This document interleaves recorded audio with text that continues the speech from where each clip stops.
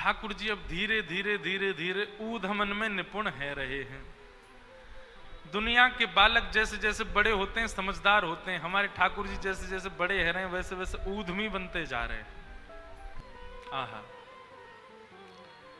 एक सुंदर कथा आती है कि एक दिन यशोदा मैया लाला को अपनी गोदी में सुलाए रही, तो लाल जी भी तोतला तोतला बोलते हैं। यशोदा मैया तो बोले, मैया मुंह को नींद ना आवे, तू मुंह को कोई कथा सुनाए कर रात्रि में। तो यशोदा मैया अपनी गोदी में लाला को सुवाए करके और राम कथा सुना रही है, श्री राम जी का चरित्र सुना रही है ठाकुर जी को। कृष्ण करणामृत में बहुत सुंदर वर्णन किया गया है इस सुंदर भाव का कि रामो नाम बभूवहुं तदवला वाचा सीतेति हुं तो पितु। कितना सुंदर भाव है, बहुत ध्यान से सुनना। ठाकुर जी गोद में लेटे हैं और यशोदा मैया उनको कथा सुना रही हैं। रामो नाम बभूवहुं तदवला, लाला एक राम नाम के राजकुमार है। सो ठाकुर जी करें हूं करके सुन रहे हैं। सीते तुम तो पितुर, उनकी पत्नी को नाम सीता है। तो ठाकुर जी करें रामो नाम बभूव हुम तदवला। ठाकुर जी हुंकार भर करके स्वीकार करते हैं मैया की कथा को। वाचा पंचवटी विहरतः, ठाकुर जी के बोले पिता की आज्ञा मान करके इनको वन में जानो पड़ो। अपनी पत्नी के साथ एक दिन पंचवटी पे घूम रहे थे। तामा हरद रावण, और वहां पंचवटी पे एक राक्षस आयो, वाको नाम हतो रावण। ठाकुर जी बोले और वह रावण ने आकर के सीता जी को हरण कर लियो। अब की बार ठाकुर जी ने नहीं किया, यशोदा मैया की गोद में पड़े पड़े यशोदा मैया को पल्लू पकड़ लिया ठाकुर जी ने कस के। और फिर क्या हुआ? निद्रार्थम जननी कथामिति हरे हुंकारत श्रवणतः। जैसे ही यशोदा मैया ने कही कि रावण ने आकर के सीता जी को हरण कर लियो, ठाकुर जी नींद भी तो सब भूल गए और उठ करके खड़े हो गए। ए लक्ष्मण, मेरा धनुष बाण लेकर के आओ, अभी बताता हूं इस रावण को, आज इसका यहीं पर सिर छेदन कर दूंगा। कैसे लेकर जाएगा सीता जी को यहां से? ठाकुर यशोदा मैया को, लाला लाला मेरा धनुष बाण कहां है? आज इस रावण को मैं यहीं देख लूंगा, ये मेरे सामने से कैसे ले? उस दिन तो मैं कहीं और चला गया था तो सीता जी का हरण कर लिया इसने, आज ये नहीं कर पाएगा। यशोदा मैया ने ठाकुर जी को पकड़ा, हृदय से लगा में। ठाकुर जी निकल निकल के भागे, बोले आज इस रावण को नहीं छोड़ू। लाला लाला शांत है। अरे लाला, तू तो मेरो लाला है। ठाकुर जी को अचानक याद आई, अरे मैं तो कृष्ण हूं। आहा,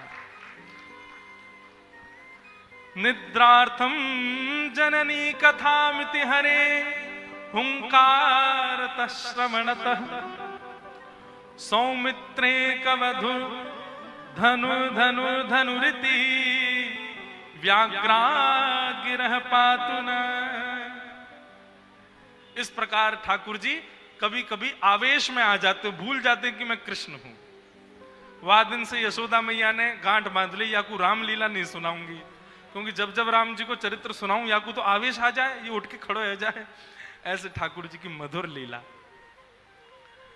नन्हे से गोपाल जी, मैया यशोदा खूब आनंद कराती है ठाकुर जी को, हृदय से लगा करके खूब प्रेम करती है ठाकुर जी को। भगवान ऊधम करते हैं। श्रृंग्यग्निड्यं शशि जल द्विज कंटकेभ्य क्रीडा परावति चलौ सुसुतौ निषिद्धुम गृह्याणि कर्तुमपि यत्र न तज्जनन्यो शोकात आपतुरलम मनसो वतस्थान। ठाकुर जी बड़े बड़े ऊधम मचाते हैं, लेकिन प्रथम करी हरि माखन चोरी। ठाकुर जी ने माखन चोरी क्यों करी, वाक्य पीछे को कारण कहा है।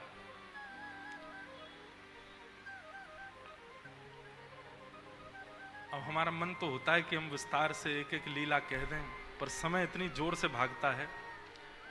परंतु आप लोग सुनो। ठाकुर जी ग्वाल बालों से कहते हैं, अरे ग्वाल बालों तुम सब इतने पतरे पतरे काहे को हो, तुम लोग माखन दूध दही ना खाओ। सबरे बालक बोले लाला हम कैसे खावे, ये कंस ने हमारे ऊपर कर लगा रखो है, टैक्स।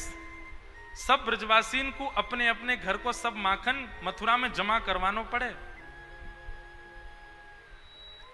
ठाकुर जी बोले कंस को देनो पड़े।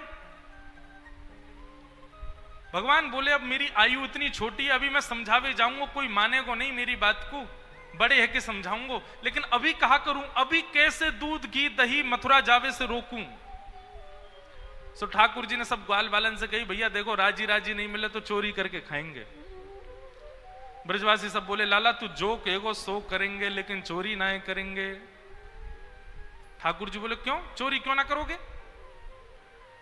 ब्रजवासी बालक बोले लाला मैया यो के चोरी करवे ते ब्याह ना होवे, चोरी करवे ते कोई ब्याह को नहीं हमसे। ठाकुर जी बोले ऐसा पतर पूछ रहा सो बनो रहेगो तो ते कोई ब्याह ना करेगो, नहीं शरीर तो बना ले। अच्छा ब्रजभाषा समझ आ रही ना आप लोगों को। बड़ी प्यारी भाषा है, ठाकुर जी की भाषा है ब्रजभाषा। ठाकुर जी बोले ऐसा पत्रों से बनो रहेगो तो ते कोई ब्याह ना करेगो। अरे ने खा पी के हिष्ट पुष्ट तो है जा। ठाकुर जी बोले ना करोगे चोरी, ग्वाल बाल बोले ना लाला तू जो कहेगो सब करेंगे, चोरी ना करेंगे। ठाकुर जी बोले तो ठीक है, तो फिर आज से आप लोग अलग खेलो और मैं और दाऊ दादा हम अलग खेलेंगे, हमारी आपकी मंडली अलग। बालक सबरे बोले लाला तू जो कहेगो सब करेंगे, अपने से दूर जावे की बात मत कर, तू बता कैसे करना कहा करना हमें बता हम करेंगे। और ठाकुर जी ने सब ग्वाल बालों के संग मिलकर के गोपियों के यहां चोरी करना प्रारंभ किया। बंधु अब देखो ये दोनों तरफ से ताली बज रही है, एक तरफ से नहीं। ठाकुर जी चोरी करते हैं तो जैसे ही गोपी को पता चलती है आज उसके यहां चोरी हुई तो गोपी को चिंता होती है, क्यों मेरा मक्खन बढ़िया नहीं था, मेरे यहां क्यों नहीं करी। वो स्वयं भी चाहती है कि मेरे यहां लाल आमे, यहां आके चोरी करें। क्योंकि सब गोपियां जानती हैं कि ये श्री कृष्ण कौन है, साक्षात परब्रह्म है। कहीं ना कहीं चित्त में उनके में ये भाव आता है कि कृष्ण परब्रह्म है। गोपियों के यहां जा जा करके ठाकुर जी चोरी करते हैं। आहा, एक गोपी ने दूध में बढ़िया मिश्री डाली और मिश्री डाल करके दूध ओटायो, ओटा करके दूध को जमा के दही बना दियो, मिष्टी दही, मीठो दही जमायो। और मीठो दही जमा करके गोपी ने ऐसी जगह रखो कि लाला को मिलेगा ही नहीं। कहां रखो, मटकी रख करके, और वाके ऊपर सुंदर एक बैठवे को मूढ़ा रख के वापस स्वयं बैठ गई।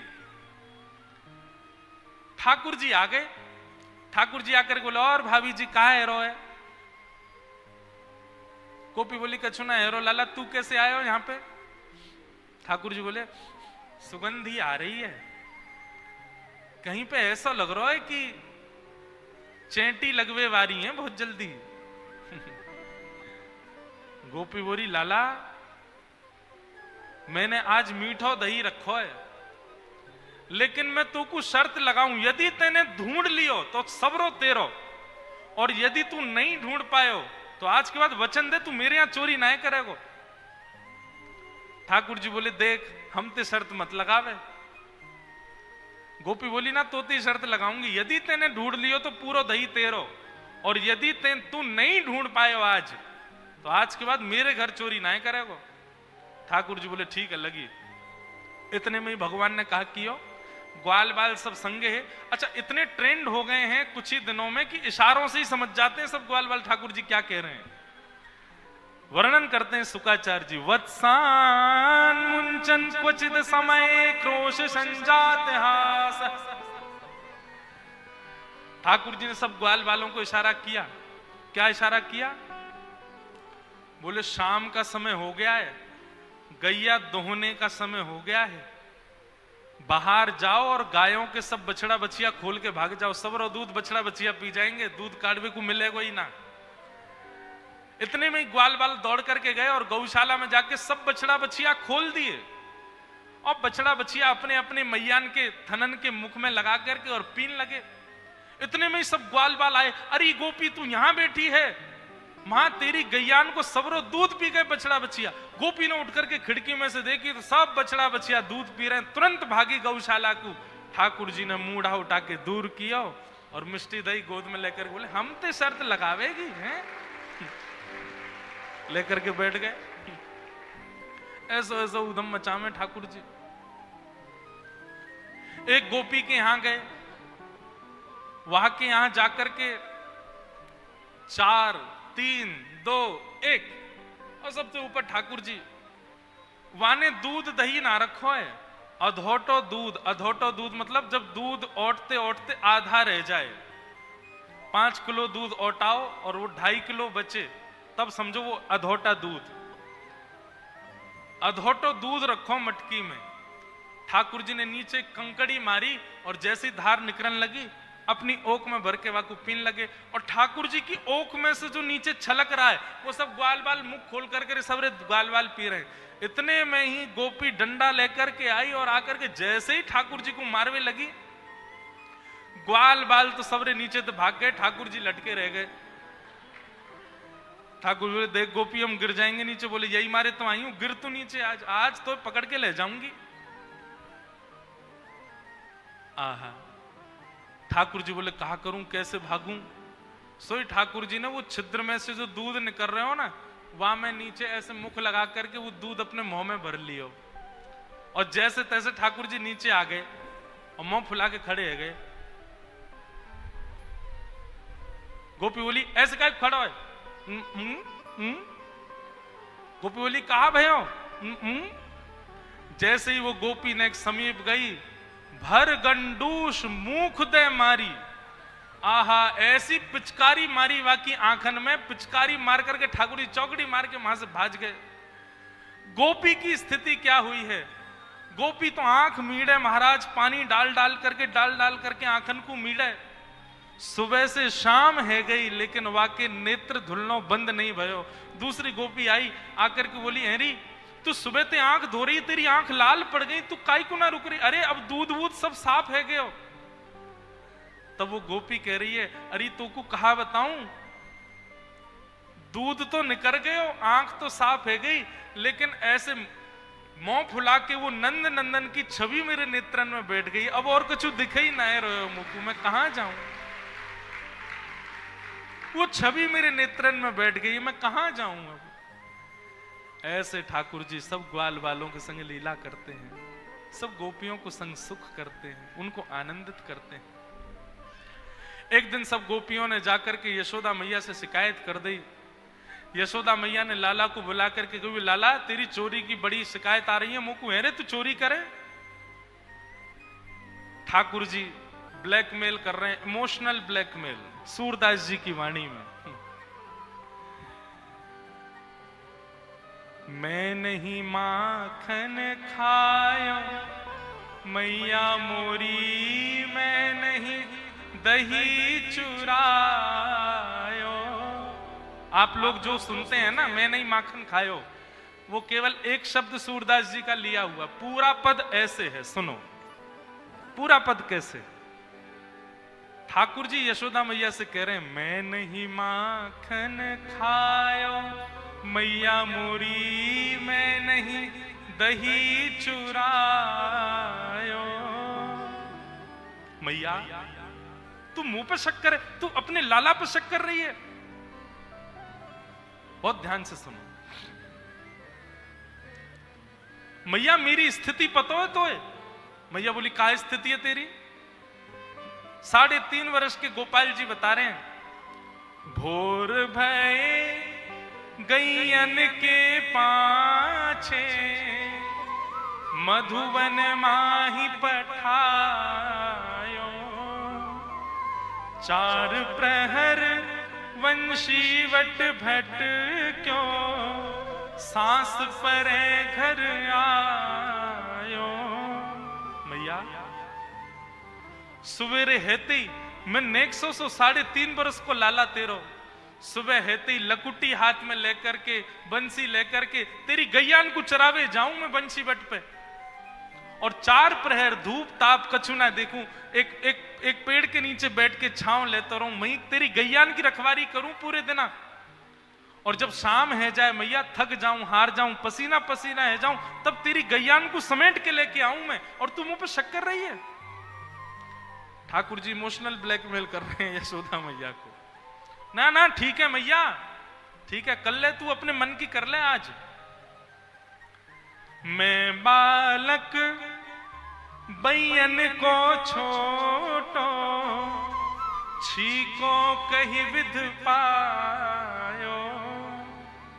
मैया मैं इतनों सो लाला हूं तेरो, इतनों सो, और ये गोपी अपने ऐसे ऐसे छीकेन पे लटका के रखे मटकी, मैं कैसे चढ़ूंगा इतना ऊपर, तू बता।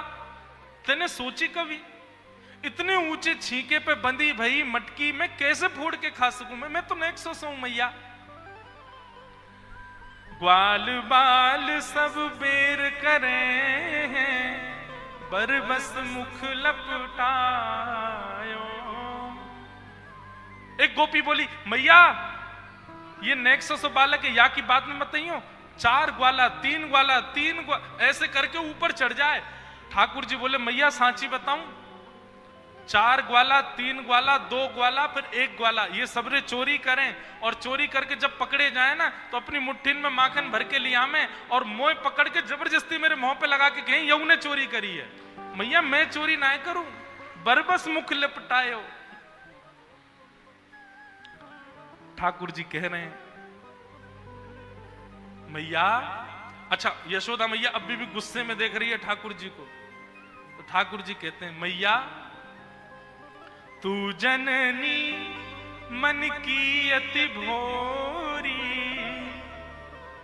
एको कहां पतियायो।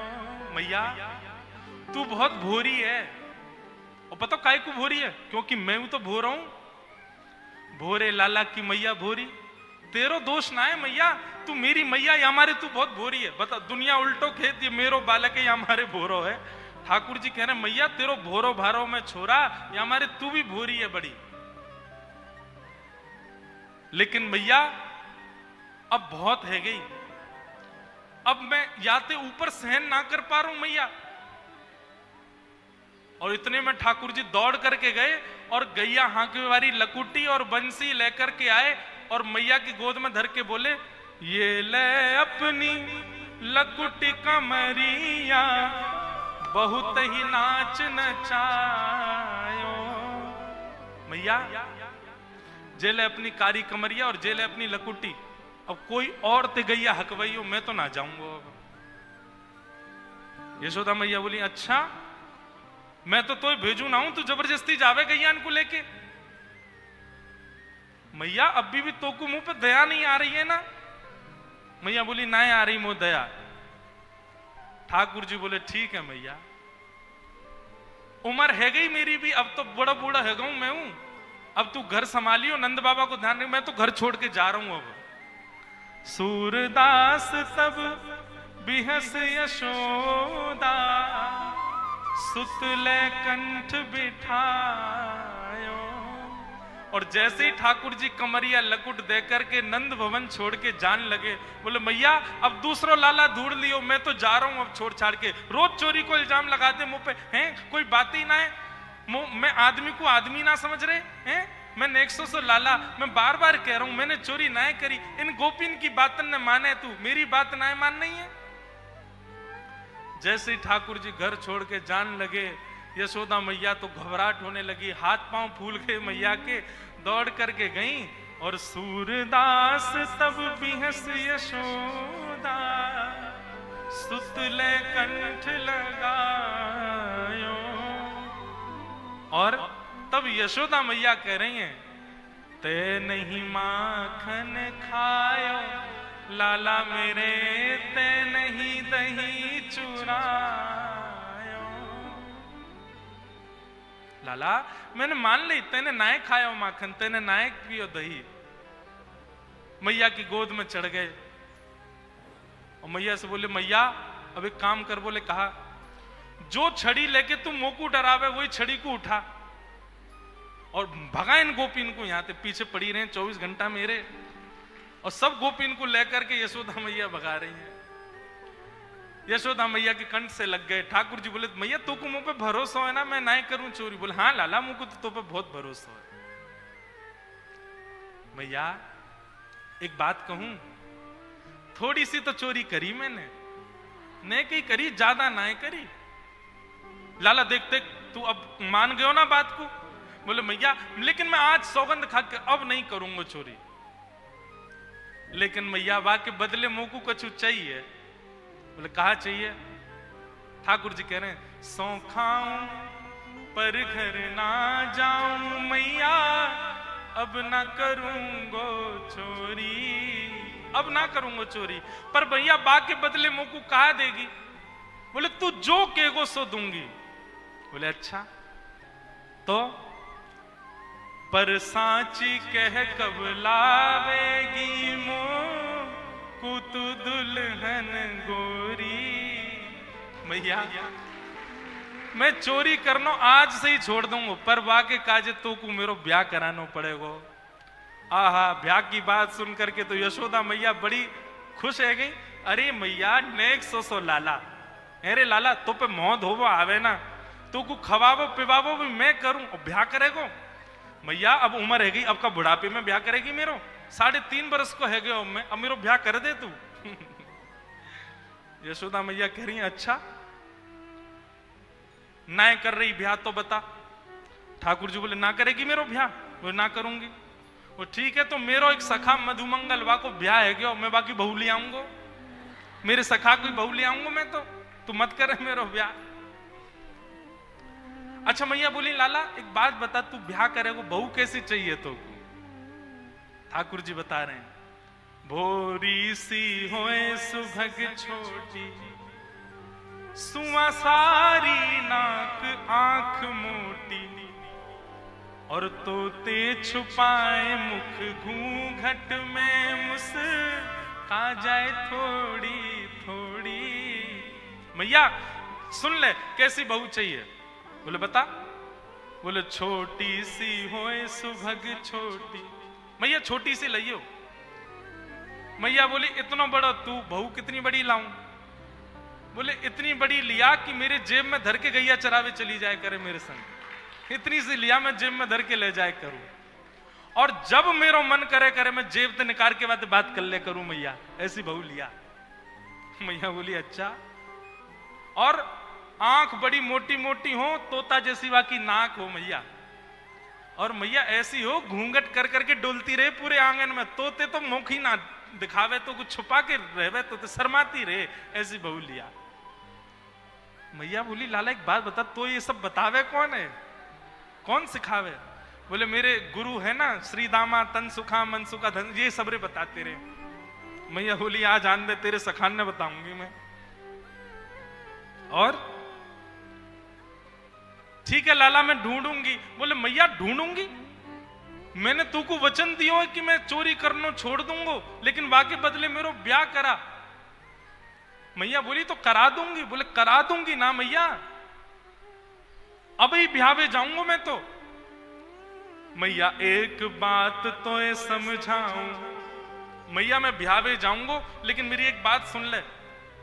कहा मैं सबको लेके जाऊंगा, तू भी जावेगी, नंद बाबा जावेगो और रोहिणी मैया जावेगी, सबरे मेरे ग्वाल बाल पूरे गोकुल को लेके जाएंगे मैया अपने ब्याह में, लेकिन बलदाऊ संग न ले जाऊं मैया, या दाऊ दादा ना लेके जाऊंगा मैं। मैया बोली क्यों? दाऊ दादा तेरो बड़ो भैया भाई काय को ना लेके जाएगा? बोले मैया वो गोरो है, मैं कारो हूं, और कहीं ब्याह करते करते बहू ने दाऊ दादा देख लिया और वहां को मन आगे, बोले ना या कार्य ते ब्याह ना करूंगी मैं तो गोरे ते करूंगी, मेरा तो ब्याह टूट जाएगा मैया। लेकिन तू फिर भी चाहे कि मैं बलराम को लेके जाऊं तो मोए गोरो दुल्हा बनाए दी, जो कहूं हंसे ना वहां की छोरी। ऐसे ठाकुर जी की मधुर लीला। यशोदा मैया इतनी आनंदित होती है लाला को हृदय से, लाला तू ऐसी बात मत करे कर, नजर लग जाएगी तो काऊ की। आहा, ठाकुर जी की मधुर लीला है। उन सब मधुर लीलाओं पर सब ब्रजवासी वारी वारी जाते हैं ठाकुर जी के ऊपर। एक दिन ठाकुर जी ने यशोदा मैया की पर सास की जमाने की मटकी फोड़ दी। यशोदा मैया ने ठाकुर जी को पकड़ के ऊखल से बांध दिया। भगवान ऊखल से बंध गए, वृक्ष के बीच से निकलने लगे, दोनों वृक्ष टूट के गिर पड़े। कुबेर के पुत्र प्रकट हुए, दोनों ने भगवान की स्तुति गाई, भगवान ने दोनों को मुक्त कर दिया। यशोदा मैया को जैसी पता चली वृक्ष गिर गए लाला के ऊपर, यशोदा मैया आज नंद बाबा से बोली, अब हम गोकुल में नहीं रहेंगे, अब तो चलो यहां से।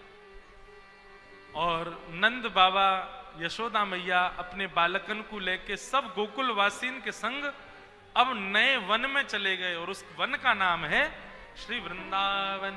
बोलो वृंदावन धाम की जय। आहा, सब लोग वृंदावन की ओर प्रस्थान कर गए हैं।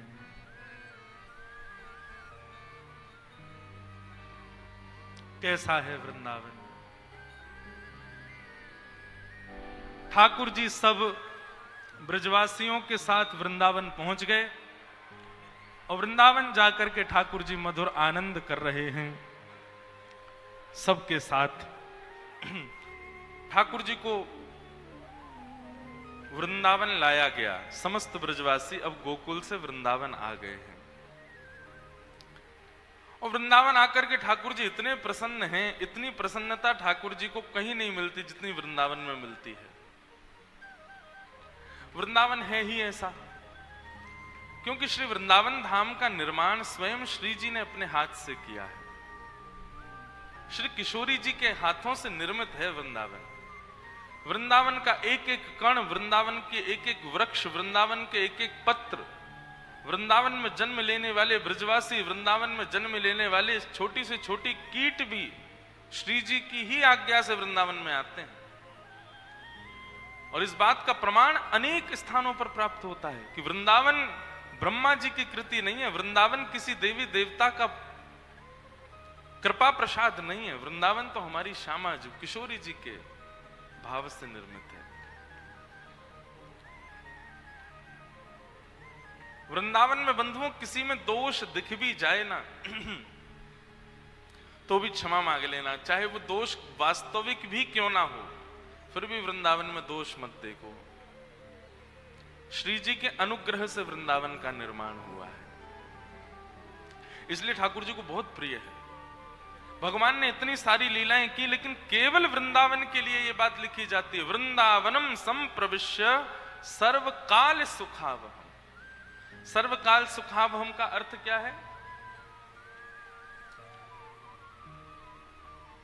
किसी भी रूप में चाहे भोजन ना मिले तो भी वृंदावन सुख देगा, अच्छी सोने की व्यवस्था ना हो तो भी ठाकुर जी को वृंदावन में सुख मिलता है। हर प्रकार से वृंदावन ठाकुर जी को सुख देता है।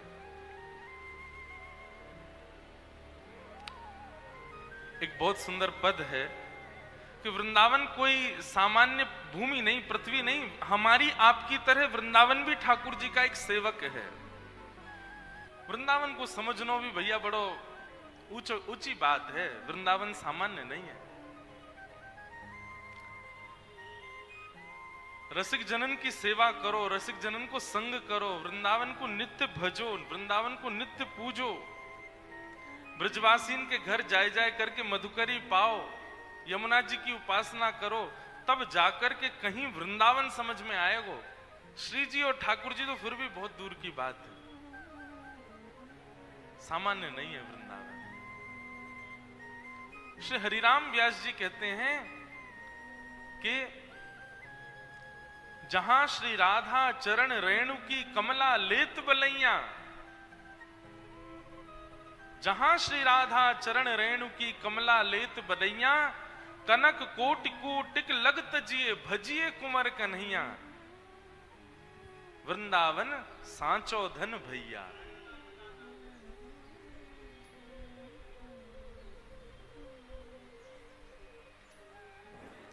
इनको कह तो भैया ने धीरे बोले।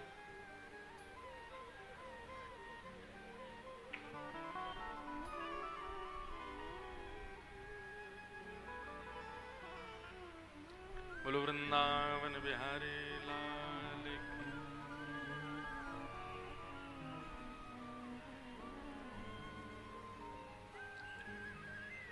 क्या बता रहा था मैं?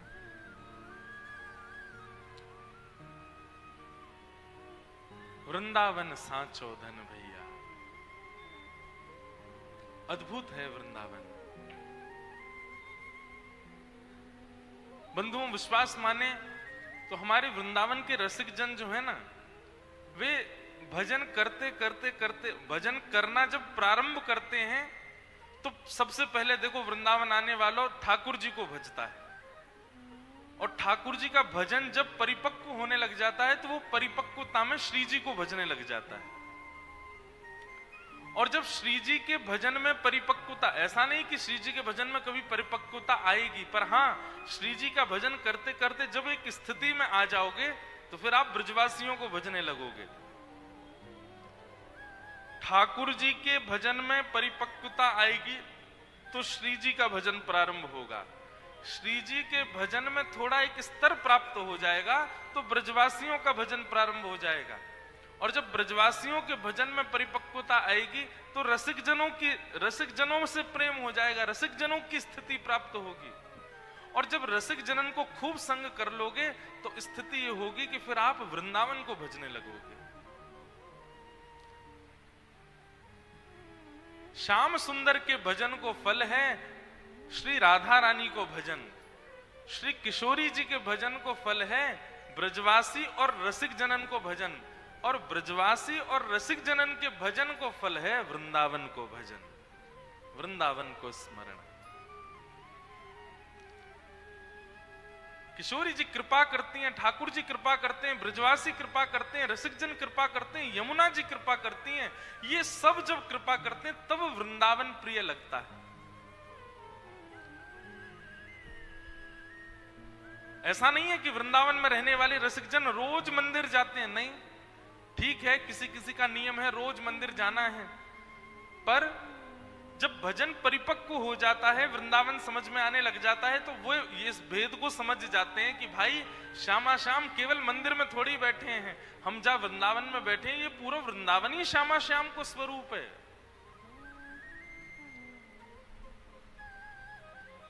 वृंदावन को समझनो, वृंदावन को भजनो। श्री हरिराम व्यास जी कहते हैं वृंदावन कब समझ में आएगा?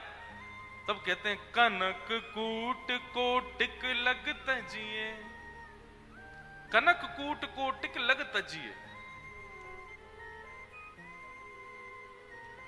इसको मनगढ़ंत बात मत समझना। हरिराम व्यास जी भारत के सबसे श्रेष्ठ विद्वान थे किसी समय पर। उनके आगे कोई विद्वान अपनी विद्वत्ता दिखा नहीं पाता था। वही हरिराम व्यास जी जब काशी गए, बनारस गए, वहां के विद्वानों को हराने के लिए, तब महादेव ने आकर के हरिराम व्यास जी को कहा, बोले व्यास जी तुम्हारा काम विद्वानों को हराना नहीं है, अपनी विद्वत्ता से वृंदावन रस को प्रकट करना, ये तुम्हारा काम है, जाओ वृंदावन जाओ। और एक बात मेरी याद रखिएगा बंधुओं, महादेव के भजन का फल है श्री राधा माधव से प्रेम। आपको यदि किशोरी जी से, ठाकुर जी से प्रेम हो रहा है तो निश्चित है महादेव का इस जन्म में नहीं तो पूर्व जन्म में, नहीं तो कभी ना कभी आपने भजन तो किया। कई लोग मिलने आते हैं, वो मुझसे कहते हैं हम लोग पहले महादेव को बहुत भजते थे महाराज जी, पर अब हमारी थोड़ी सी निष्ठा जो है वो वृंदावन के प्रति हो गई, कहीं महादेव नाराज तो नहीं हो जाएंगे? अरे कभी नहीं। महादेव प्रसन्न होते हैं तब अपने वैष्णव को वृंदावन का उपासी बना देते हैं। बुरा मत मानिएगा, अन्यथा मत लीजिएगा मेरी बात को, लेकिन महादेव को भज रहे हो 40 साल से और अभी भी महादेव ही प्रिय लगते हैं तो अभी महादेव प्रसन्न नहीं है। महादेव प्रसन्न होते हैं तो श्यामा श्याम प्रिय लगने लग जाते हैं। हमारी श्री जी का, हमारी किशोरी जी का सबसे ज्यादा यश किसने गाया? महादेव ने गाया। राधा कृपा कटाक्ष स्तोत्र कौन गाता है? हिमालय की कंदराओं में बैठे महादेव ध्यान कर रहे थे, तभी पार्वती जी आकर के पूछती हैं, आप तो महादेव हो, दुनिया के सब तो देव हैं, आप तो महादेव हो, महादेव को किसी की उपासना की इच्छा कैसे हो सकती है, आप किसको भजते हो? तब महादेव उनको राधा कृपा कटाक्ष स्तोत्र सुनाते हैं। बोले पूरा विश्व मेरो ध्यान करे, पर मैं तो अपनी श्यामा जी को ध्यान करूं, मैं तो किशोरी जी को ध्यान करूं। सदा श्री राधा रानी का स्मरण करते हैं महादेव। मुझे इतनी प्रसन्नता हुई, अभी जब नासिक में कथा थी तो मैं त्र्यंबकेश्वर गया, प्रथम दिन गया और अंतिम दिन गया, 2 ही दिन, क्योंकि बाहर जाना अलाउ नहीं था मुझे। तो जब मैं त्र्यंबकेश्वर गया तो वहां के सब पुजारी जैसे ही मुझे देखा तो वे सब पता क्या बोले? श्री राधा वल्लभ लाल की। मैं ये सुनते ही बिल्कुल स्तब्ध हो गया। मैंने कहा आपने ऐसा क्यों कहा? तो वहां के पुजारी बोलते हैं, बोले हम वर्षों से त्र्यंबकेश्वर भगवान की सेवा करते आए, हमेशा कपाट खोलते ही शिव महिम्न स्तोत्र बोलते हैं, ओम नमः शिवाय का उच्चारण करते हैं, हर हर महादेव बोलते हैं, पर आपने बताया कि महादेव के निज ठाकुर जी श्री राधा वल्लभ लाल हैं, जो कि वृंदावन में विराज रहे हैं, और महादेव के सामने यदि जाकर के राधा वल्लभ लाल की जय बोलोगे तो तीनों नेत्र खोल करके देखेंगे। वो तब से हम लोग यही बोलते हैं, श्री राधा वल्लभ लाल की जय। जो लोग, अभी श्रावण भी आने वाला है, इस बार का श्रावण मेरे कहे से करना। जितनी देर श्रावण में आप महादेव का अभिषेक करो, इस बार ओम नमः शिवाय बोलना चाहिए। ओम नमः शिवाय से सारे कष्ट हरते हैं भैया, वो सर्वोपरि मंत्र है। अपने कष्ट निवारण के लिए यदि आप महादेव के पास गए हो तो ओम नमः शिवाय बोलना, लेकिन महादेव को प्रसन्न करने यदि गए हो तो अब की बार जब जल चढ़ाओ, दूध चढ़ाओ, गन्ने का रस चढ़ाओ, कुछ भी चढ़ाओ, उस समय हमारी श्री जी का नाम कहना, श्री राधा श्री राधा श्री राधा श्री राधा।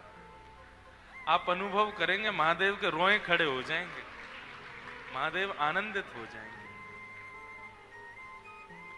महादेव तो सबसे बड़े उपासी है हमारे वृंदावन के।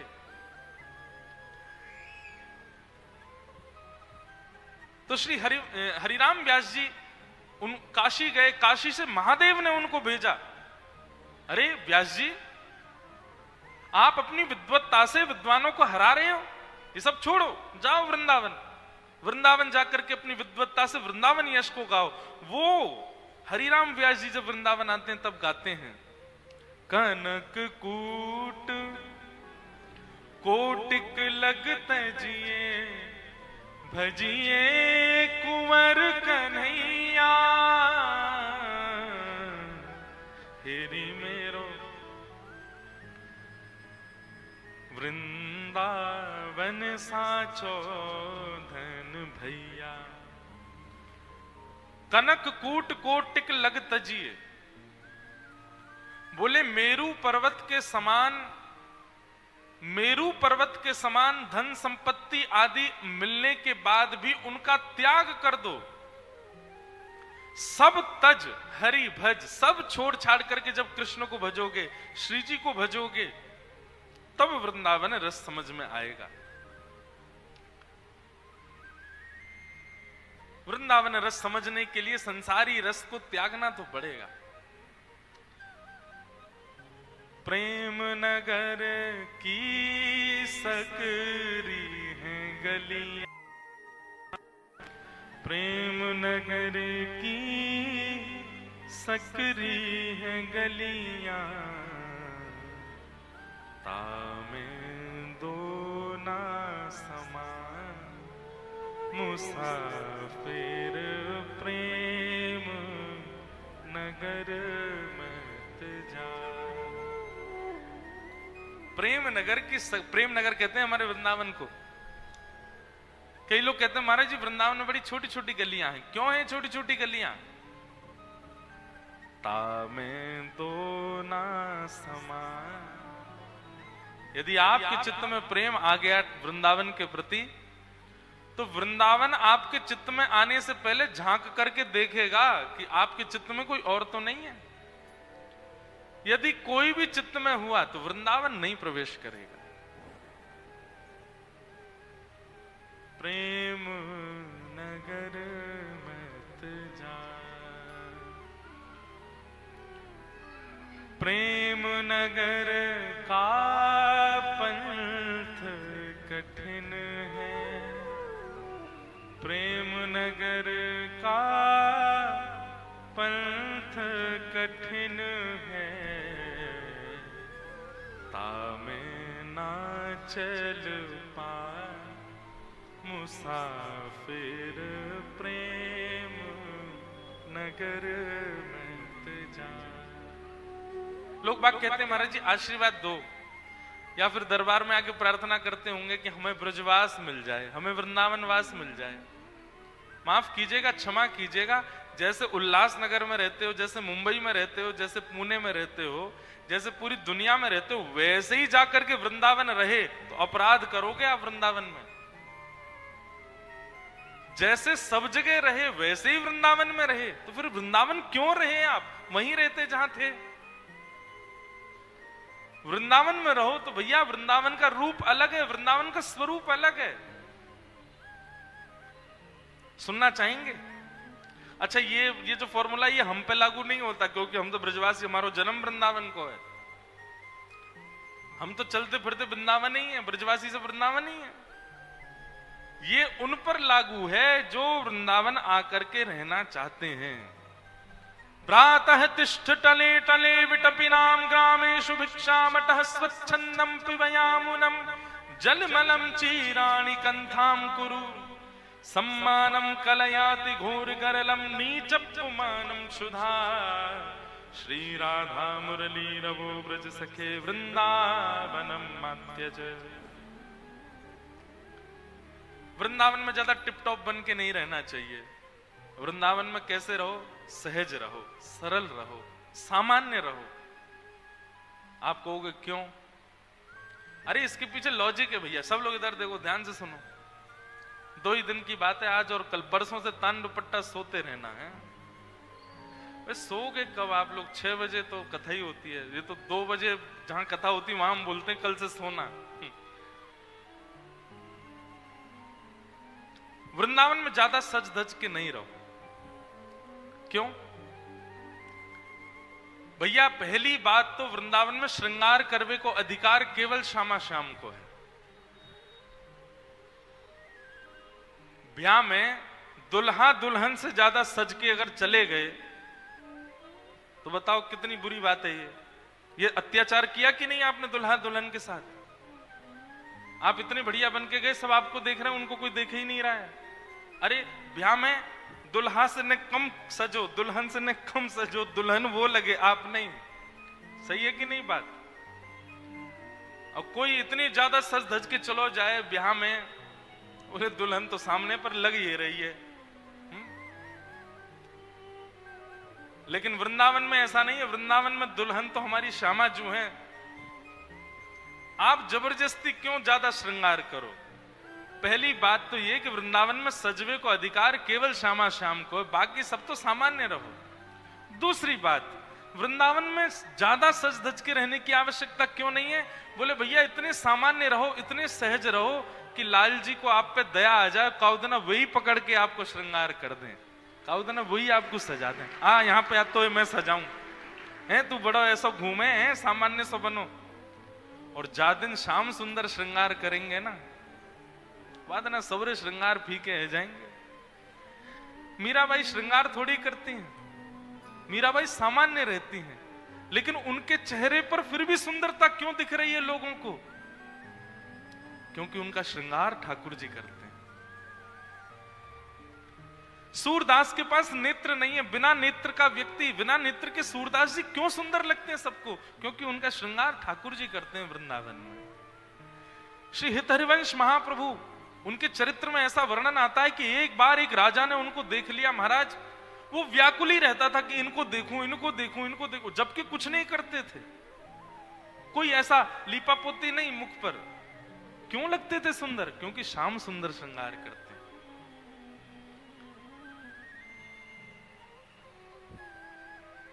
इसलिए वृंदावन में सामान्य रहो, सम रहो, ज्यादा व्यवस्थित होकर रहने की आवश्यकता नहीं है। अब व्यवस्था में रोज कोई दिखे तो हम ही उसको कहेंगे भाई थोड़े नेक व्यवस्थित हो जाओ। काउ दिना श्याम सुंदर कहें तू नेक व्यवस्थित है जा। कल हम जो पद गा रहे तो वो लागू होगा ना। तू अपनो श्रृंगार करत है, ये दर्पण हाथ दिखावत है।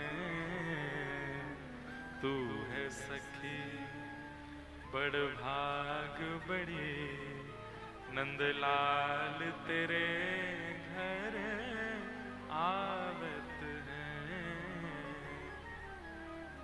वृंदावन की लीलाओं में कभी कभी वर्णन आता है, रस लीलाओं में, कि कभी कभी शाम किशोरी जी का श्रृंगार ललिता जी करती हैं, विशाखा जी करती हैं, कीर्ति मैया करती हैं। पर जिस दिन श्याम सुंदर श्रृंगार करते हैं ना किशोरी जी का, वादना किशोरी जी को एक चुनरी में ही रखना पड़े। मतलब कैसी चुनरी? जो ट्रांसपेरेंट होती, जो झीनी झीनी सी, जामे से नेक हल्को हल्को दिखाई दे, ऐसे ही किशोरी जी को रखना पड़ता है। नहीं तो अगर उनने घूंघट ऊपर कर लियो सब निहाल ले जाएं, ठाकुर जी स्वयं देख के निहाल ले जाएं। ऐसा श्रृंगार करें ठाकुर जी। तेरो मुखनी को की मेरो श्यामा प्यारी, तेरो मुखनी को की मेरो श्यामा प्यारी।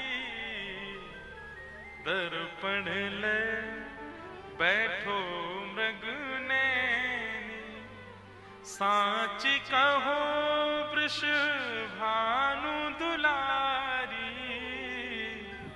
तेरो मुखनी को की मेरो श्यामा प्यारी।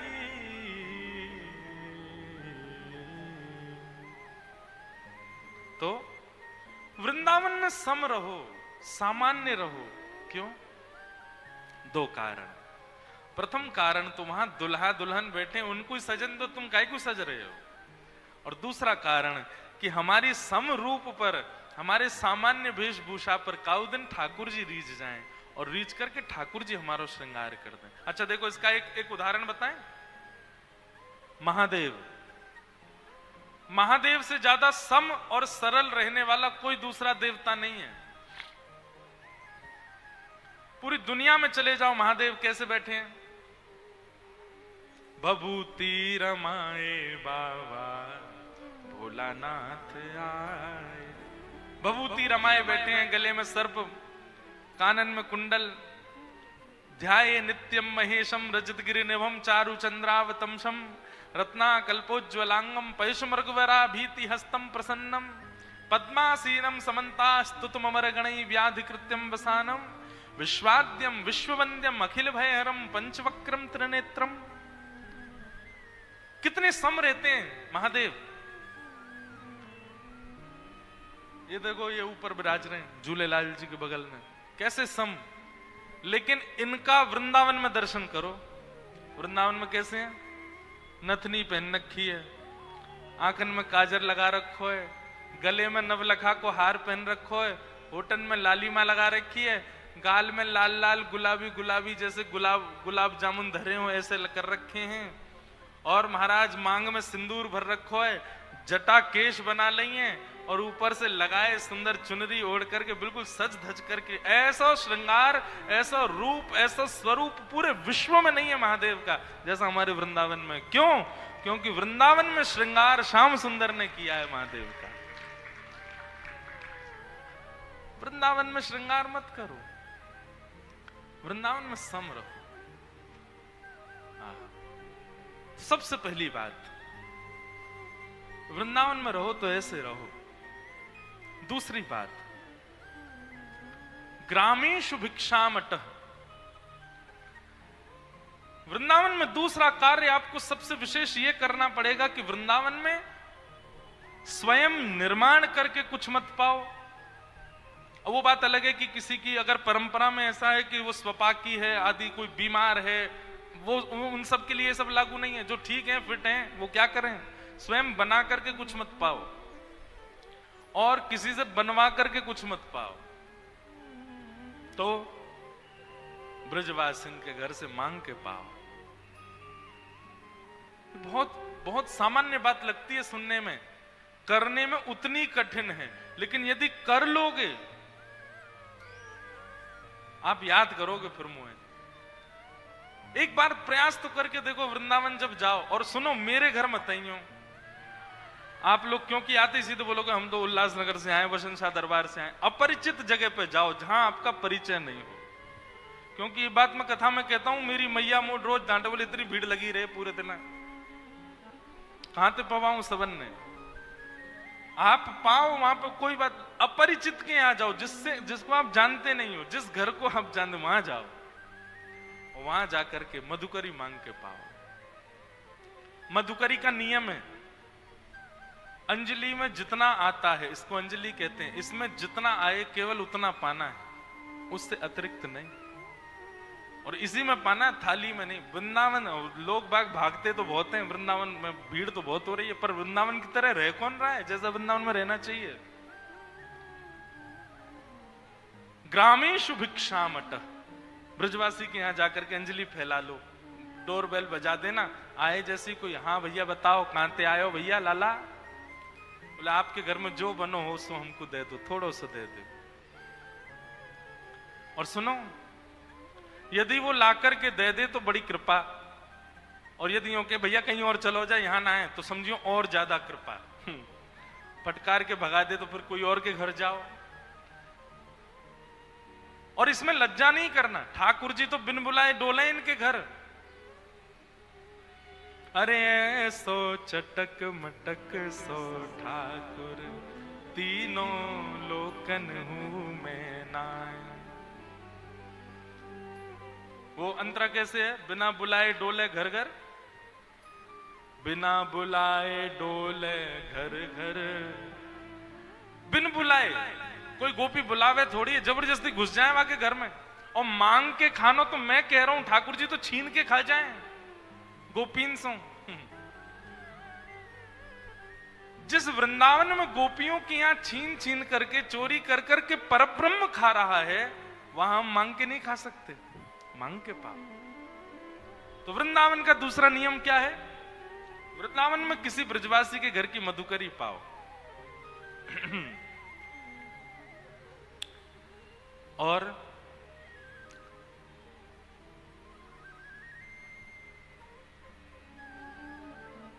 स्वच्छंदम पिबयामुनम जलमलम, पान करने के लिए पानी भी श्री यमुना जी का ग्रहण करो। अब यमुना जी का जल तो इतना स्वच्छ नहीं है, पर वृंदावन में जहां कहीं भी जलाशय मिल रहा है, नल से हो किसी के घर से हो, वो सब श्री यमुना जी का स्वरूप है। लेकिन जब तक यमुना जी शुद्ध नहीं हो रही हैं, तब तक कम से कम इतना भाव रख सकते हैं, किसी भी जल को लो और जल को लेकर के फिर उसमें यमुना जी का भाव रखो, ये यमुना जी हम इनका पान करें, इस प्रकार से पान करो। स्वच्छंदम पिबयामुनम जलमलम। कभी कभी बड़ी पीड़ा होती है, हमारे वृंदावन में हम रहते हैं, पर वृंदावन की श्री यमुना जी की स्थिति कैसी हो गई है। मैं स्वयं ब्रजवासी, स्वयं वृंदावनवासी, मुझे खुद को यमुना जी में स्नान किए 3-4 वर्ष हो गए होंगे। कोविड में जब थोड़ा पानी स्वच्छ हुआ था तब स्नान किया था, और वो भी 6-7 वर्ष बाद किया था। ना करने का कारण, इतना दूषित कर दिया यमुना जी को। भगवान श्री कृष्ण को जब पता चला कि यमुना में कालिया नाग आ गया, ठाकुर जी रात भर नहीं सोए। और हम आप सब लोग भजते तो वृंदावन को इतना है, वृंदावन भीड़ तो इतनी हो रही है, पर यमुना जी के शुद्धिकरण के लिए कौन विचार करता है, कोई नहीं। कितने भी ग्रंथ उठा लो, कितने भी साहित्य उठा लो, सब जगह यही वर्णन है, ठाकुर जी लीला कहां करते हैं, यमुना के तट पर, यमुना के तट पर, यमुना के तट पर। पर उस यमुना के लिए करता कौन है कुछ, कोई भी नहीं। पूरी राजधानी की गंदगी आती है हमारे वृंदावन में, कोई विचार ही नहीं करता इस विषय पर। पर मेरा बहुत मन होता है कि मैं इस भाव को कहूं। दो बातों की पीड़ा मुझको थोड़ी सी रहती है अपने मन में। एक तो वृंदावन का वन खत्म हो गया, और दूसरा वृंदावन से श्री यमुना जी का जो हमने स्थिति कर दी। ठाकुर जी बड़े चिंतित रहते होंगे इस बात से। भैया वास्तविक भजन या में ना है कि आप वृंदावन में जाकर के और खूब राधा राधा जपो, वृंदावन जाकर के मंदिरन में घूमो, वृंदावन जाकर के खूब वहां की रीति में रहो। असली तो मैं मानूंगा भैया कि जो वृंदावन जाकर के पुनः वृंदावन के वन और पुनः वृंदावन की श्री यमुना जी को व्यवस्थित करने को विचार करे। वृंदावन पुनः वन बनना चाहिए। वृंदावन की यमुना जी पुनः शुद्ध होनी चाहिए। शामा शाम को तभी सुख मिलेगा। तो तीसरा नियम क्या करना है वृंदावन में? श्री यमुना जी का जलपान करना है। भ्रातः तिष्ठ टले टले विटपिनाम ग्रामेषु भिक्षामटः स्वच्छंदम पिबयामुनम जलमलम चीराणि कंथाम कुरु। चौथी बात, वृंदावन में जब आप ऐसे रहने लग जाओगे, बहुत समता में ब्रजवासियों के घर की मधुकरी पा करके, यमुना जल पी करके इस प्रकार वृंदावन में रहने लगोगे तो क्या होगा? आपका कई लोग सम्मान करने लग जाएंगे। उस सम्मान से बचिएगा। सम्मानम कलयाति घोर करलम। अच्छा, सम्मान होता कब है? सम्मान तब होता है जब आपका गुण किसी को पता चल जाए। बताओ ही मत किसी को। हमको ढिंडोरा क्यों पीटना है कि हम ऐसे वृंदावन में रहते हैं? बताओ ही मत, गोपनीय भाव से करो। सम्मान वृंदावन में सबसे बड़ा विष है। यदि आपका बहुत सम्मान हो रहा है तो प्रयास करो उस सम्मान से बचो, और नहीं बच पा रहे हो तो नेत्र बंद करके, नीची नजर करके जो सम्मान मिले उसको ठाकुर जी को अर्पित करो।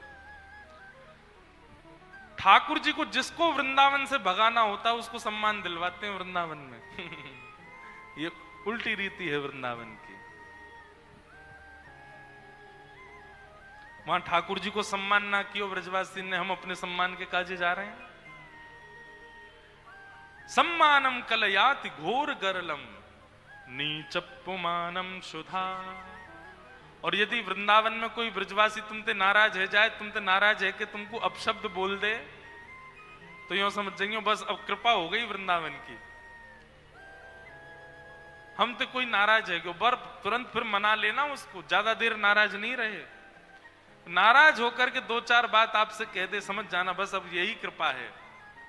क्यों? जब आपका कोई अपमान करता है तो आप मान रहित होते हो, और मान रहित होना वृंदावन के स्वीकारीकरण का स्वरूप है। नीचपुमानम सुधा श्री राधा मुरली रवो ब्रज सखे वृंदावनम मात्यज। वृंदावन को कभी मत छोड़ो। तो ऐसा श्री वृंदावन धाम। वृंदावन आकर के ठाकुर जी बड़े प्रसन्न हो गए।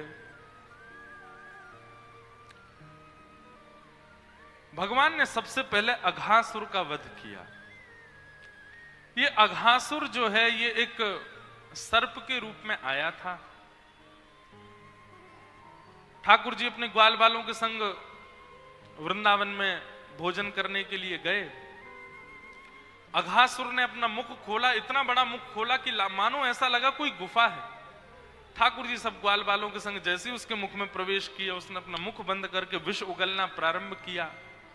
सब ब्रजवासी मूर्छित हो गए। ठाकुर जी ने उसके कंठ में जाकर के अपने शरीर को इतना फुला लिया, अघासुर बीच में से फट गया, उसका वध हो गया। अघासुर का वध कर दिया। परंतु अब यहां एक छोटी सी लीला है, बहुत ध्यान से सुनना। भगवान के सब ग्वाल बाल मूर्छित हो गए, विष के कारण सब मूर्छा में चले गए। ठाकुर जी मन में विचार करने लगे, बोले भैया ये सब ग्वाल बाल मूर्छित हो गए, तो भगवान ने अपनी दिव्य दृष्टि से सबको पुनर्जीवित कर दिया। पर सब ब्रजवासियों ने ये बात कि ठाकुर जी ने एक सर्प का वध किया, ये बात अपने अपने घर पर जाकर के 1 वर्ष बाद बताई। आज ठाकुर जी ने सर्प का वध किया, पर ग्वाल बालों ने 1 वर्ष बाद अपने अपने घरों में कही ये बात कि पता है आज तो लाला ने एक सर्प को वध किया। तो बोले भैया ये एक सर्प का एक वर्ष का विलंब क्यों हुआ बीच में, एक वर्ष का विलंब क्यों?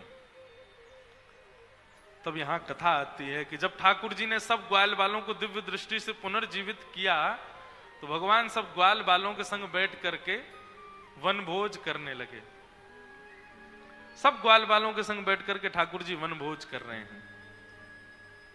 सब ग्वाल बालन के संग ठाकुर जी बैठ करके दही खवा रहे हैं। जो नहीं पायो सुनो मेरे भैया मेरी हथेली चाट, जा जा को दही ना मिलो सबरे आ जाओ, आकर के मेरी हथेली पर लगे भय दही को चाट ले। अब ये तो प्रेम की बात है, परंतु जैसे ही ठाकुर जी के हाथ को चाटना प्रारंभ किया ग्वाल बालों ने, विधाता ने मन में विचार किया, ब्रह्मा जी सोचने लगे राम राम राम राम, ये भगवान है, ये परब्रह्म है, ये परमात्मा है।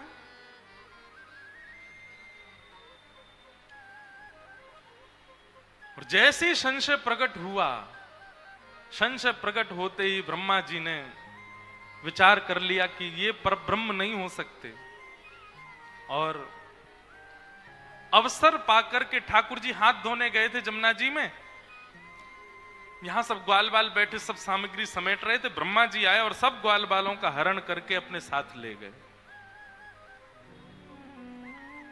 ठाकुर जी ने जब पीछे मुड़ करके देखा तो कोई भी ग्वाल बाल वहां था नहीं, एक भी गैया नहीं, एक भी बछड़ा नहीं। ठाकुर जी ढूंढने लगे, कोई नहीं मिला तो रोने लगे। बंधु एक बात बताएं, ठाकुर जी को सबसे ज्यादा प्रिय भोग क्या है? 56 भोग लगाओ, ये लगाओ, वो लगाओ, पर सबसे ज्यादा प्रिय उनको क्या है? उनसे प्रेम करने वाला उनके सामने बैठ जाए। उस समय भोजन भी मत दो ठाकुर जी को, स्वीकार है, वो दिखता रहे। ठाकुर जी को सबसे प्रिय अपना प्रेमी भक्त है।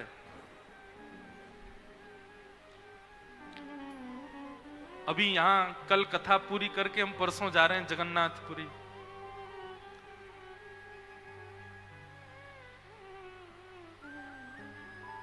श्री जगन्नाथ महाप्रभु की पूरी कथा हमारे जगन्नाथ जी सुनते हैं।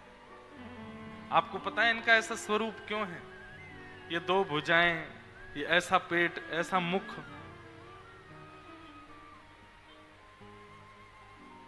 केवल और केवल ब्रजवासियों की याद में।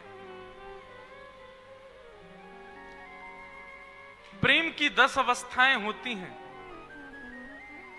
हम संसारी लोग प्रथम अवस्था में भी नहीं आ सकते। प्रेम की अवस्थाएं अलग अलग बताई गई। एक अवस्था ऐसी बताई कि जब प्रेम की अवस्था आती है तो हम जड़ वस्तु को चेतन मानने लग जाते हैं। हम जड़ वस्तु को ऐसा हमको लगने लगता है ये भी बोलता होगा, उससे बात करने लग जाते हैं। प्रेम की एक अवस्था ऐसी। प्रेम की एक अवस्था ऐसी होती है कि हमको सब में अपना प्रियतम, सब जगह अपना प्रियतम दिखने लग जाता है। कुछ खाने बैठेंगे तो उस वस्तु की सामग्री में भी प्रियतम बैठे हैं क्या? ऐसी अनुभूति, जित देखूं उदित श्याममयी, प्रेम की ऐसी अवस्था। प्रेम की एक अवस्था ऐसी बताई गई कि हमको लगने लगता है हम जिससे प्रेम करते हैं वो मैं ही हूं। वो उसी की तरह हम चलने लगते हैं, उसी की तरह हम बोलने लगते हैं, उसी की तरह हम बैठने लगते हैं, उसी की तरह होने लग जाते हैं। और प्रेम की 10वीं अवस्था होती है कि अपने प्रियतम की याद में मोमबत्ती की तरह हम पिघल जाते हैं। हमारे हाथ पिघल जाएंगे, मुख पिघल जाएगा। इस अवस्था में मानव कभी नहीं आ सकता। पर ब्रजवासियों की याद में हमारे ठाकुर जी, कथा आती है कि सब भगवान की 16,100 पटरानियां रोहिणी मैया को घेर करके भगवान की ब्रज लीला सुन रही थी। रोहिणी मैया ने कहा, सुभद्रा तुम जाकर के द्वार पर बैठ करके पहरा करो कि कहीं कृष्ण बलराम ना आ जाएं, कहीं उन्होंने ब्रज की लीला सुन ली तो रोएंगे बहुत। सुभद्रा जी जाकर के पहरा दे रही हैं कि कहीं कृष्ण बलराम नहीं आ जाएं, लेकिन भीतर चल रही कथा में जैसे ही सुभद्रा जी ने कान लगा करके सुनना प्रारंभ किया, सुभद्रा जी भूल गई कि मुझे पहरेदारी करनी, वहीं बैठ करके नेत्रों से आंसू बहाने लगे। इतने में ही सामने से कृष्ण बलराम आ गए, और जब उन्होंने देखा कि सुभद्रा रो रही है और भीतर कक्ष में से भी एक धार बहती हुई आ रही है, मानो कृष्ण की 16,108 पटरानियां रुदन कर रही हैं। कृष्ण बलराम दोनों ने कान लगा करके जब सुना कि भीतर क्या चर्चा चल रही है, और जब ब्रज की बात सुनी, नंद रानी यशोदा, नंद बाबा, ब्रज के सब ब्रजवासी, गोप ग्वाल आदि, इन सबका जब विषय सुना, वहीं बैठ गए। सुभद्रा जी के एक तरफ कृष्ण, दूसरी तरफ बलराम, और वृंदावन की बात सुनते सुनते सुनते सुनते कृष्ण बलराम दोनों की भुजाएं खड़ी हो गईं, मानो अपनी छाती को बार बार मलते हैं और भुजा खोल करके कहते हैं, अरे भैया कोई जाओ और वृंदावन से ब्रजवासियों को ले आओ, हमारे हृदय से लगा दो। और इसी मुद्रा में जैसे ही ठाकुर जी आए, प्रेम की 10वीं अवस्था पार कर गए, मुख पिघल गया, आंख पिघल गई, नाक पिघल गई, हाथ पिघल गए, सर्वांगीण अंग पिघल गया, और हमारे विश्व को प्रेम विगलित ठाकुर जी प्राप्त हुए, श्री जगन्नाथ महाप्रभु।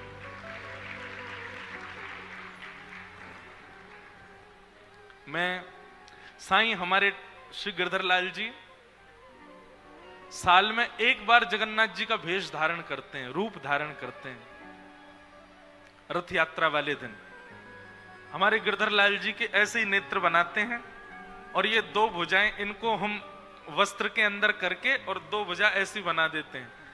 परंतु निश्चित है कि जब तक मैं ब्रजवासियों का विरह प्रसंग नहीं सुनाऊंगा, गिरधर लाल जी जगन्नाथ जी नहीं बनते। जब ब्रजवासियों का विरह प्रसंग सुनाया जाता है, किशोरी जी की याद का विरह प्रसंग गाया जाता है, और वो गाते हुए जब श्रृंगार किया जाता है, तब हमारे लाल जी जगन्नाथ जी का रूप धारण करते हैं। हमको लगता है कि श्री जगन्नाथ जी को देख करके हम बड़े प्रसन्न होते हैं, पर श्री जगन्नाथ जी सदा ब्रजवासियों की याद में रहते हैं, प्रेम विगलित हैं ठाकुर जी। ठाकुर जी को सबसे ज्यादा प्रिय यदि कुछ है, तो जब उनका प्रेमी उनके सामने हो।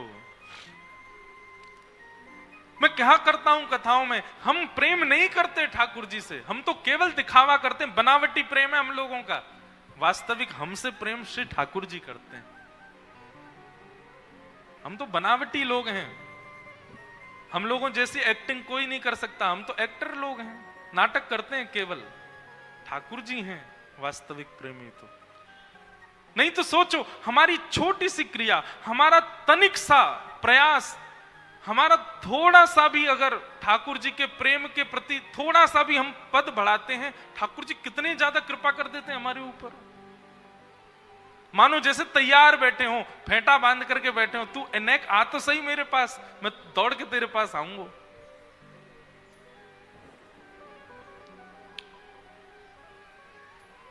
ठाकुर जी ने जैसे ही पीछे मुड़ करके देखा, ग्वाल बालों को जब वहां नहीं पाया, बहुत रोए ठाकुर जी, ढूंढने लगे, अरे मधुमंगल, अरे श्रीदामा, अरे तन सुखा, मन सुखा, धन सुखा, तुम सबरे कहां चले गए भैया? मोए तुम्हारी बड़ी याद आ रही है, तुम सबरे कहां चले गए? ठाकुर जी ढूंढ रहे हैं, कोई ग्वाल बाल नहीं मिला। ठाकुर जी ने नेत्र बंद कर, एक बात याद रखिएगा बंधुओं, भगवान श्री कृष्ण ब्रज में जब लीला करते हैं ना, अपनी प्रभुता भूल करके लीला करते हैं। वो भूल जाते हैं कि मैं ईश्वर हूं। पहले तो ढूंढा, जब नहीं मिले तब एकांत में बैठ करके अपनी प्रभुता का चिंतन किया, मैं ईश्वर हूं। और अपनी दिव्य चेतना से, अपनी दिव्य शक्ति से जब ठाकुर जी ने नेत्र बंद करके चिंतन किया, कहां है ग्वाल बाल, तब देखा कि ब्रह्मलोक में बंधी बनाकर के मूर्छा अवस्था में पड़े हैं। ब्रह्मा ने उनका हरण कर लिया। ठाकुर जी के नेत्र लाल पड़ गए, ताम्रवर्ण हो गया ठाकुर जी का। लेकिन कुछ कहा नहीं ब्रह्मा को। जितने ग्वाल बाल थे, जितने बछड़ा बछिया हरण किए ब्रह्मा जी ने, सब भगवान ने अपने अंग से प्रकट कर दिए। मतलब ग्वाल बाल, गैया, बछड़ा ये सब कोई और नहीं, 1 वर्ष तक श्री कृष्ण ही सबके रूप में घूम रहे थे। इसके पीछे भी कथा आती है, हमारे पूज्य नाना जी सुनाते थे। जो लोग रास लीला पर संशय करते हैं कि भगवान ने पर स्त्रियों के साथ रास किया, बोले नहीं, ध्यान से सुनना। जब ये लीला हुई उस समय पूरे ब्रजमंडल में पूर्णमासी ने हल्ला कर दिया। पूर्णमासी एक उनकी कथा लंबी है। पूर्णमासी थी, उन्होंने हल्ला मचा दिया और हल्ला मचा करके क्या कहा, अरे सबरी गोपियों ध्यान से सुनो, अभी कछु महीना बाद 12-13 वर्ष के लिए ऐसा योग आ रहा है कि कोई ब्याह नहीं कर सकेगा, कहीं ब्याह नहीं होंगे। तो या हमारे अभी सही समय है, सबरे अपनी अपनी छोरीन को, अपने अपने छोरान को ब्याह कर दो।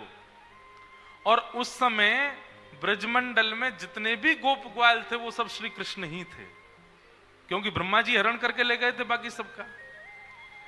उस काल में जब गोपियों ने अपनी अपनी कन्याओं का ब्याह किया, जिन जिन गोपों से किया वो गोप श्री कृष्ण ही थे, कोई और नहीं थे।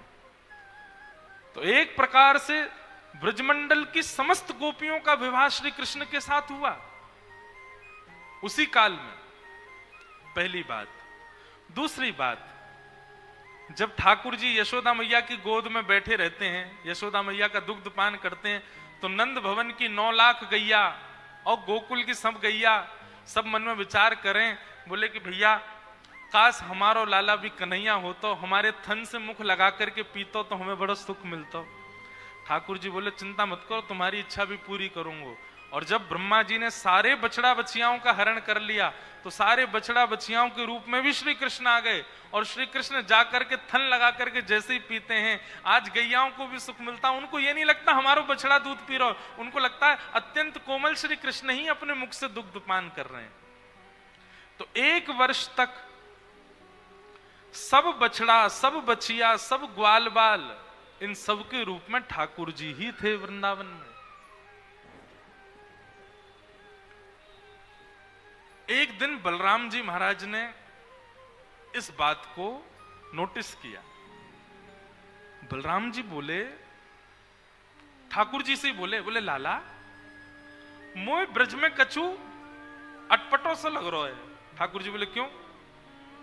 बोले गोपीन के छोटे छोटे बालक हैं, उनको इतना प्रेम ना करें, और तेरे संग जो सखा रहे उन्हें पूरे दिन गोदी में लिए घूमती रहे। गैयान के दूसरे बछड़ा छोटे छोटे, उन्हें तो अपने थनते मोहना लगा दे, और जिन बछड़ान को तू चरावे ले जाए गैया पूरे दिन उन्हीं बछड़ान को चाटती रहे। मोह को तो कछु गड़बड़ लग रही है लाला। ठाकुर जी बोले दाऊ दादा नेत्र बंद करो। बलराम जी ने नेत्र बंद की, बोले अब खोल के देखो। और नेत्र खोल करके देखे तो जित देखूं, जिस ग्वाला को देखें, जिस बछड़ा को देखें, सब श्री कृष्ण, सबके रूप में श्री कृष्ण ही विचरण कर रहे हैं। मानो ब्रह्मा के द्वारा किया गया ये ब्रह्मा की मति घूम जाना, ब्रह्मा के चित्त में ये बात आ जाना कि ये परब्रह्म नहीं, ये भी ठाकुर जी की ही लीला है। ठाकुर जी ही ऐसा कुछ कर रहे हैं कि ब्रह्मा इन सबको हरण करे तो इन सबके रूप में मैं ही रहूं यहां पे। और 1 वर्ष तक समस्त गोपियों को, समस्त गैयाओं को ठाकुर जी ने सुख दिया। बड़ी अद्भुत लीला है वृंदावन की। बलराम जी प्रणाम करते हैं और प्रणाम करके लाला से कहते हैं, लाला तेरी लीला तू ही जाने भैया, कोई ना समझ सके तो है। अद्भुत लीला है।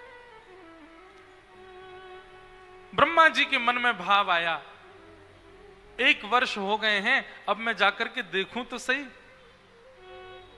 कन्हैया कहा कर रहा है, रो रहे होगो। और जैसे ही ब्रह्मा जी ने आकर के पृथ्वी पर देखा तो जितने ग्वाल बाल गैया बछड़ा बछिया सब ब्रह्मलोक में थे, वही सब नीचे भ्रमण कर रहे हैं। ब्रह्मा जी समझ गए मैंने बहुत बड़ा अपराध कर दिया है, मैंने बहुत बड़ा भूल की है। जय बोलो वृंदावन बिहारी लाल की, श्री राधा रमण लाल की, प्यारे गिरधर लाल की जय। आज हमारा सौभाग्य, एक तो कथा के प्रारंभ में ही आज साईं ने आनंद करा दिए। यहां पर मानो मैं महाराष्ट्र आता हूं और मैं निश्चित ही वारकरी वैष्णवों से जरूर मिलता हूं। मेरा बहुत स्नेह है वारकरी संप्रदाय से। हर साल श्री गिरधर लाल जी का उत्सव होता है तो उस उत्सव में कोई आए चाहे ना आवे, 50-60 वारकरी महाराष्ट्र से जरूर आते हैं। और श्री ठाकुर जी की पालकी हो, ठाकुर जी की आरती हो, सब में वारकरी नृत्य करते हैं। आज कथा के प्रारंभ में सब वारकरियों को देखा। अब मेरा मन तो हो रहा था खूब जोर से नाचने का, पर मैं यही सोचूं मैंने कि अब मैं थक गया तो फिर मैं पूरा पसीना पसीना हो जाऊंगा, कथा कैसे करूंगा। फिर संकोच किया, गलती थी मेरी, नाच ही लेता जोर से।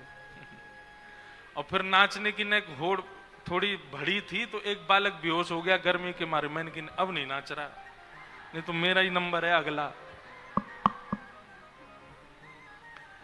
तो आज कथा के प्रारंभ में ही हमारे सब वारकरी वैष्णवों को देखा, बहुत सुख मिला, उनके साथ आनंद किया।